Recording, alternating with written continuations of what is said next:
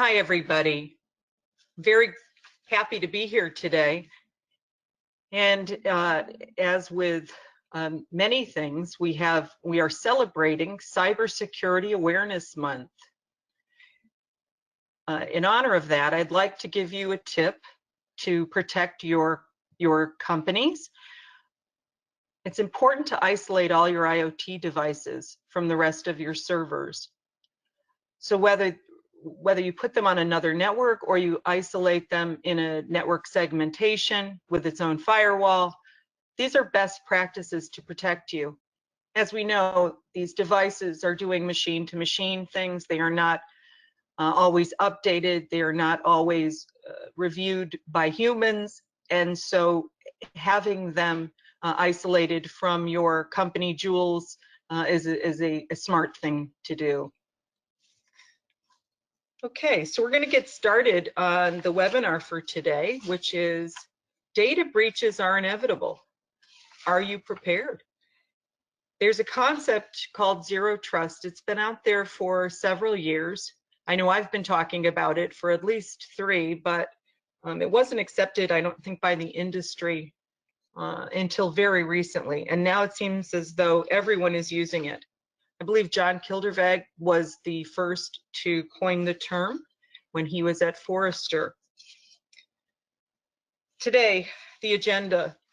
We're going to talk about why zero trust makes sense in today's world with cloud and the challenges that you get into with traditional application architectures. And then what is zero trust, and then how to use something called the software-defined perimeter to help implement the zero trust construct or posture, as we call it. So what are today's challenges? I think we're all aware that we're all working more and more remotely. In fact, I'm doing this webinar today from my home in Chicago. And at any minute, the dogs could bark. So I'm just going to warn you now. I don't think they will. They have been isolated onto another network, but I don't think they'll stay there. At any rate, so let's talk about what's happening in our world. More and more remote workers are, more and more workers are working outside their homes. I mean, working in their homes, outside their offices. There has been a 115% growth in the past decade, nearly 10 times faster than the rest of the workforce.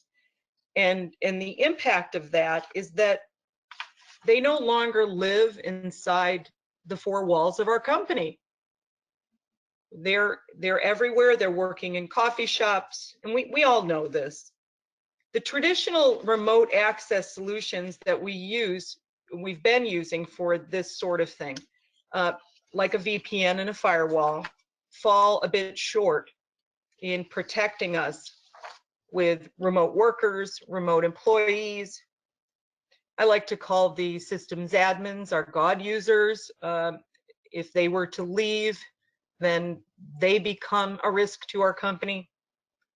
All of the solutions that we're using today fall a bit short. That includes some modern NACs and things. But if you're going to protect your company from third-party users, from home keyers, from contractors and staff, and again, not that these folks are nefarious themselves. They might be lovely people, but their credentials could get stolen. So if you're going to do that, the idea is that the VPN and the firewall in and of themselves aren't enough anymore. The VPN itself is simply looking at an IP address, and we'll talk about that in just a moment. I don't know if you realize this, but network security and its tools haven't really changed in the last 20 years. And there's 2 reasons why this network security is not working. Number 1, TCP/IP is really a weak security foundation. Okay, we're automatically assuming that if you connect, you are trusted. And that's where the zero trust comes in. We can't trust anybody anymore because we don't really know that you are who you say you are when you're logging in. And since TCP/IP connects first and authenticates second, it's just not a good way in which to access important company assets. It has a poor policy language. I mean, frankly, this is very complex, and it requires a lot of programming to make it work in the way we need to. And companies are not willing to do that. And it's also black and white, yes or no. So why aren't VPNs working? They do not keep you really secure. They allow overprivileged folks to get on the network and then go off to the races to do whatever it is that they need to do and more. It's not really a security solution, it's a connectivity bridge. And even the SSL VPNs mean that you're connecting securely, but it doesn't mean that whoever connects is who they say they are. And adding encryption, of course, in the communication. It really doesn't help with the access. And then once you're authenticated, you have complete access to the authenticated network. So whatever is on there, we know the nefarious individuals will lie in wait. They will wait, and they will wait, and they're extremely patient. They will look laterally, and they will look for things like your financial systems or your HIPAA systems or anything that has information, personal identification information or financial information, whatever is that they can monetize. Gartner says that 60% of enterprises will phase out VPNs by 2021. So why isn't the firewall? Why isn't it working? Firewalls are still useful to us. I'm not advocating that you throw them out at all, but we have to understand their limitations and then work with other tools and processes to shore them up. So the key issues are that they are static. You configure them and then you forget. We also define everything in terms of ports and addresses, not users. We don't have a lot of contextual information that helps us to understand, oh, that user, that's Johnny, he shouldn't be in China. Why is he coming in from China? There's just no additional information to help us do a better job of protecting our assets. So once again, you have overprivileged users. We're letting everybody in, given some basic credentials. There's all kinds of exceptions because in order to do the work of the company, there's always exceptions that are built in. Every time you do something, there's another firewall rule. It's extremely difficult to manage. And it's really, the firewalls are not typically designed for cloud architectures. They're not designed to address specific users. Here's another example. Even if you prohibit external exposure of 3389, how many of you have used tools like TeamViewer or LogMeIn? They use port 80 and 443, as we know. So how many exceptions do your firewalls actually have? And what are you doing about it? So I'm going to talk to you a little bit about a better approach to network security. It's called the software-defined perimeter. The software-defined perimeter is used to manage zero trust model. Okay, so you start, and this has come up, by the way, this was designed and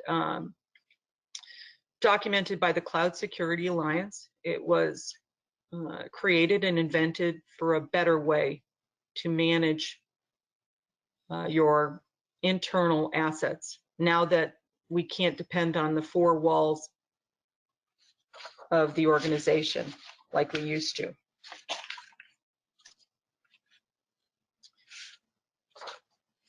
Software-defined perimeter automatically assumes that no one is trusted. That's your zero trust model that I spoke of, okay? You authenticate before the connection. You do not connect before authentication. It's extremely identity-centric. You have to look at each person contextually, what it is that they're doing, what it is that they should be allowed to do, and allow entitlements that reflect that.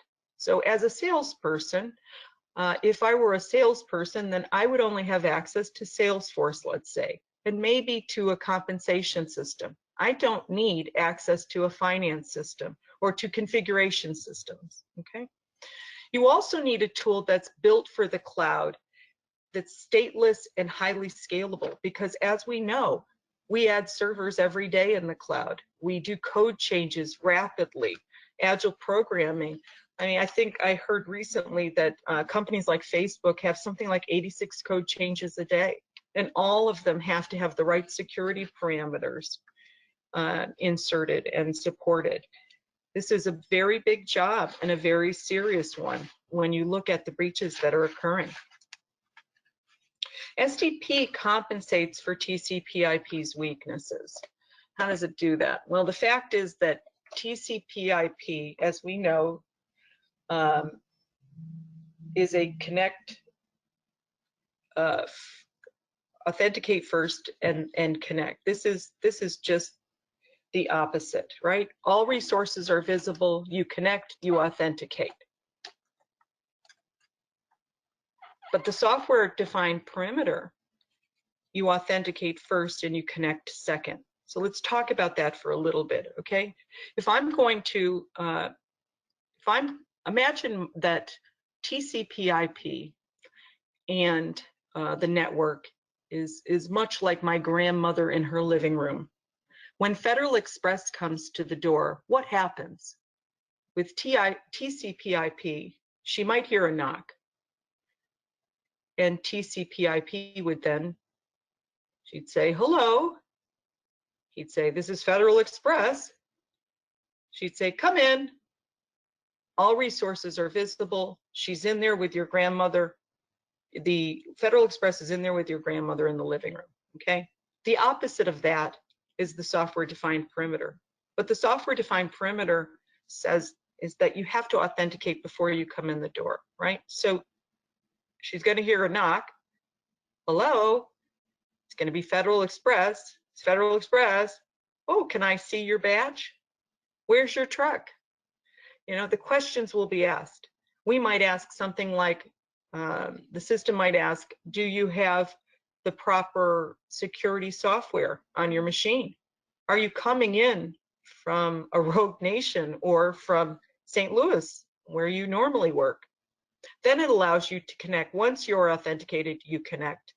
And then only the resources that you're entitled to are visible. Remember what I said about a salesperson only seeing Salesforce. Okay, the rest of the network is obscure. The rest of the servers on the network are obscured. You cannot see them. So I can't lie in wait looking for the company jewels even if I get in and I'm not who I say I am, which the system should have caught. SDP has a rich policy language too, so it's very different. You have a lot of different options in which they all work normally in a grid mode, and you can ask many different questions. Should Jim have access to this server? If not, don't allow it. It depends, right? It depends. Is he contextually who we think he is? And if he is, yes, we'll let him in. And here are some of the various things that you can ask. What project is he working on, for instance? Is it the right time of day that he's usually in? Is there if he's a remote worker, is there an open service desk ticket?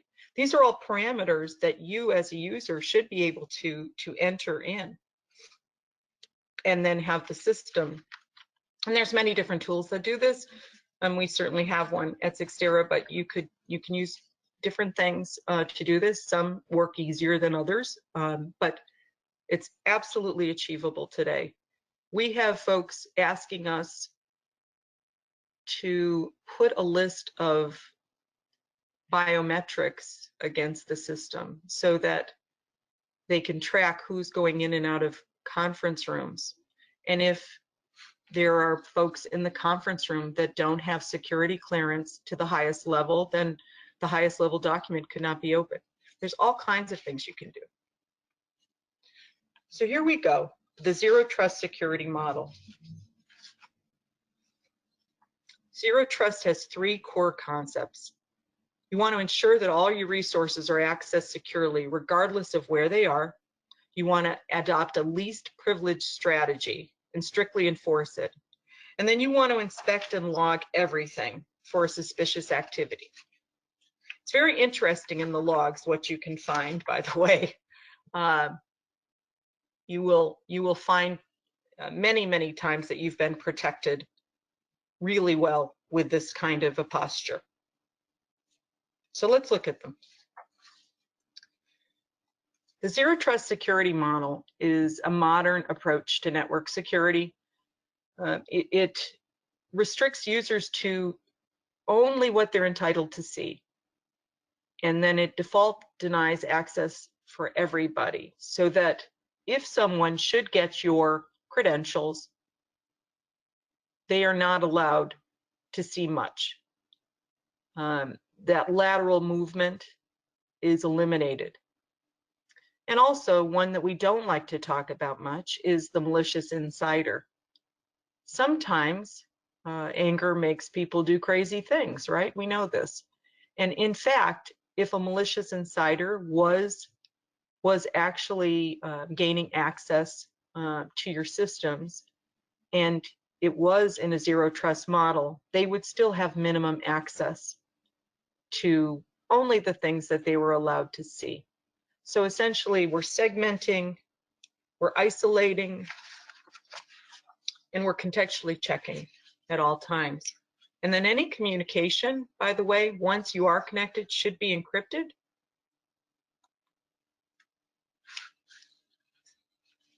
So it's very important to implement a zero trust strategy, and the software-defined perimeter makes it easier to do. Once again, we talked about the firewall rules.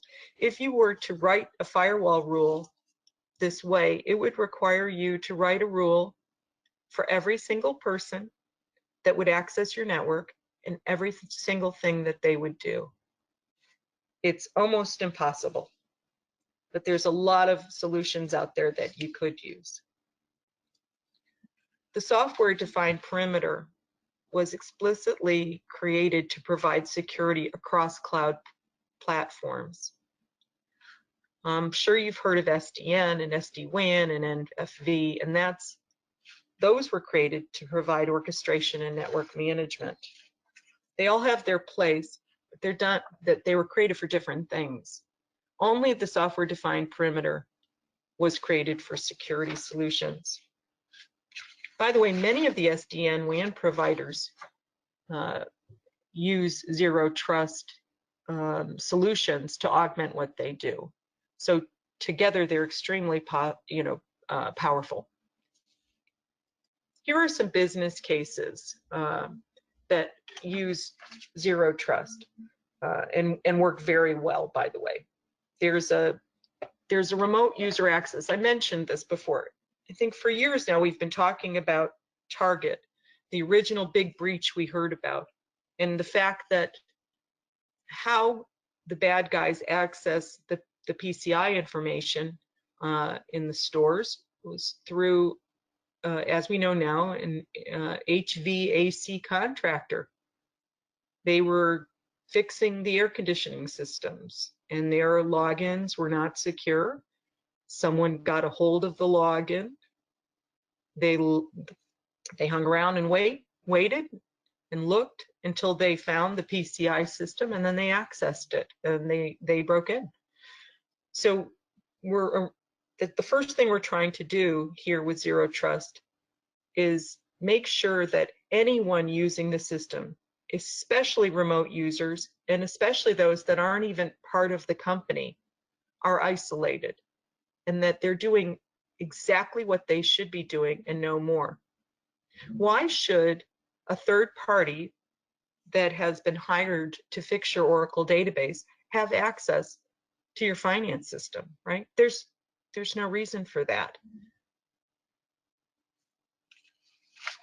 You can actually integrate some of these tools with a trouble ticket system. So then what happens is you get a ticket to fix an Oracle database, and the access is only given to the Oracle database. The individual fixes the problem, and then as soon as they're done, access is broken. They cannot hang around, they cannot lie in wait, they cannot, regardless of why they would do it, whether it's for a good purpose or a bad purpose, they are then ending access. When they're done with their work, the access is ended. As you're doing hybrid cloud migration, imagine, everybody wants cloud first these days, right? They all want to, if not cloud first, they want to be on the cloud. They want to say that they're doing cloud things. But what we all know is that migration to the cloud doesn't happen immediately and instantly. It's a process that happens over time. So as you're doing this, imagine that once you set up Zero Trust, if you have the right tools and processes, when things are migrated, the same security parameters can be applied very easily and simply. Another use case for the software-defined perimeter is in the way of audit and compliance. Many audits require that you list and review everyone and everything that has access to certain servers. Imagine if you had a log that told you not just a VP on the VPN and IP address, but actually told you who it was and how long they were accessing and when they left. And then with mergers and acquisitions, we see this as a huge business case. So imagine one day your company now has 100 new users. You don't know them. You don't know whether they're happy about this. You don't know what they have access to. We suggest you always start imagining that all of the users in your company, from your CEO down, are all have Zero Trust, and then add the entitlements in later as a way to protect yourself. So, software-defined perimeter in action. It allows you to secure your high-risk apps, your company jewels, as we call them. You can control your privileged users in a granular way, and also you can secure third-party access. You should be able to extend this to AWS and Azure and IBM and Oracle, all of the clouds that are out there, and Google, of course, and integrate native cloud features, because if you can't do that, once again, you won't be fully protecting yourself. And then lower the costs and simplify operations. I don't know about you, but in the years of the firewall, in order to make a firewall rule change and manage services that we were providing, we had to have one person make the change and another person to watch them do it, because these firewall rule changes were so critical to the business. Imagine having two people for every firewall rule, and imagine you had to write them for every single thing that every single person is doing. It would be impossible. So we're going to show you some Zero Trust in action. Remember these concepts. Whoops, excuse me, let me go back here. Ensure all resources are accessed securely regardless of where they're hosted or accessed. Adopt a least privilege strategy and strictly enforce access control. And then inspect and log all traffic for suspicious activity. SDP creates this secure network segment of one for every workload on your corporate network, as we've discussed in the last 20 minutes. SDP uses multiple integrated identity solutions to enforce this least privilege and then give strict access controls. And then it also records all the traffic and integrates with corporate SIEMs for complete enterprise security. A single point solution for zero trust that is identity-centric and network enforced is necessary. So how would it normally work? Just as we've talked about, you have someone that needs to access a system. They only access what they're allowed to. You have a remote user. They securely connect.